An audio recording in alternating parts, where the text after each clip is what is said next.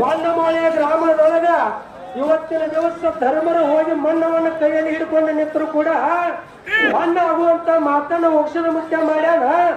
ಅದಕ್ಕೆ ಪಳಿ ಒಳಗೆ ಏನು ಮಾತಾಡ್ಬೇಕಾಗ್ಯದಪ್ಪ ಅಂತ ಕೇಳಿದ್ರ, ಯೋಗಿನಾದಂತಹ ಮುಷದ ಮುತ್ಯಾಗ 3 ಮಂದಿ ಪುಣ್ಯದ ಮಕ್ಕಳು, 4 ಮಂದಿ ವರಿವಿನ ಮಕ್ಕಳು, 21 ಮಂದಿ ಶಿದ್ರು, 101 ಮಂದಿ ಶಿದ್ರು, 1700 ಶಿದ್ರು, ಸತ್ಯಕೋಟಿ ಶರಣ 9 ಕೋಟಿ ಶಿದ್ರು.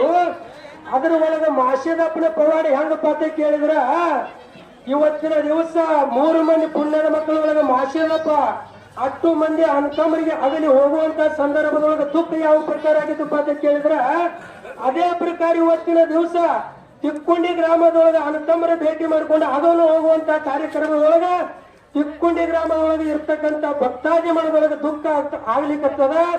ಅದಕ್ಕೆ ಯಾವ ಪ್ರಕಾರ ದುಃಖ ಮಾಡಬಾರದು ಅಂತ ಕೇಳಿದ್ರ, ಈ ವರ್ಷ ಕಳೆದು ಹೋದ ನಂತರ ಮತ್ತೆ ಮುಂದಿನ ವರ್ಷ ಕೂಡ ಆ ಹೋಗ್ಯಾನ ಮುತ್ಯ ನೀವು ಬರಮಾಡಿಕೊಂಡಾಗ ಮತ್ತೆ ಬಂದಪ್ಪ ಅಂತಂದ್ರ ಮತ್ತೆ ಅಣ್ಣತಮ್ಮರ ಭೇಟಿ ಇದೇ ಪ್ರಕಾರ ಮಾಡೋಣ ಅಂತ ಹೇಳಿ, ಯಾಕಪ್ಪ ಅಂತಂದ್ರ ಭಂಡಾರ ಅಂತಕ್ಕಂಥದ ನಂಬಿಕೆ ಯಾರು ಇಟ್ಟಾರ ಅವ್ರ ಮನೆ ಒಳಗ ಬಂಗಾರದ ಹೋಗಿ ಹರ್ಷದ, ಭಂಡಾರಿಗೆ ನಿಂದೆ ಯಾರು ಮಾಡ್ಯಾರಲ್ಲ ಅವರ ನಡನೆ ಮುರಿದದ.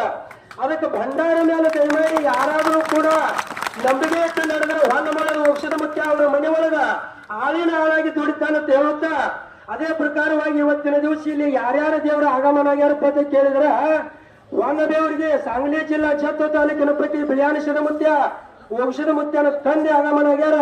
ಮೇಲಾಗಿ ಕರಣಿ ಮಲಕಾರಿಷದ ಆಗಮನ ಆಗುವುದಾಗ್ಯದ. ತಿಕ್ಕೊಂಡಿ ಗ್ರಾಮದೊಳಗೆ ನೆನೆಸಿರ್ತಕ್ಕಂಥ ತಿಕ್ಕೊಂಡಿ ಮುತ್ತಪ್ಪಡಿಯ ಕೂಡ ಇವತ್ತಿನ ದಿವಸ ಅಣ್ಣತಮ್ಮರನ್ನ ಕರ್ಕೊಂಡು ಭೇಟಿ ಮಾಡೋದಾಗ್ಯದ.